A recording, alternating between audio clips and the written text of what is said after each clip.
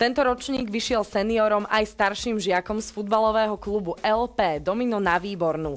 Oslavovali sa 2 postupy o ligu vyššie. Futbalový klub LP Domino má za sebou veľmi úspešnú sezónu.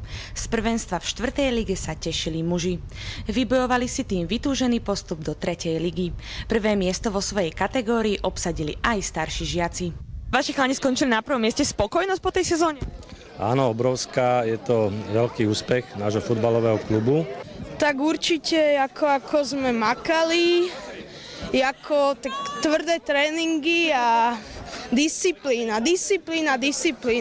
Proste to je hlavne o tom, proste tvrdo makať a potom to začalo prichádzať. Ty si kapitán tohto týmu, si hrdý na tých svojich chalanov, že ako ste sa umiestnili?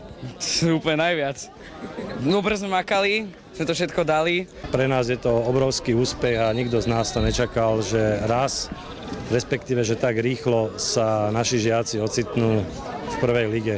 Všetko sme trénovali, proste kombináciu sme sa zohrávali a hlavne sme tvrdo makali, to je najdôležitejšie.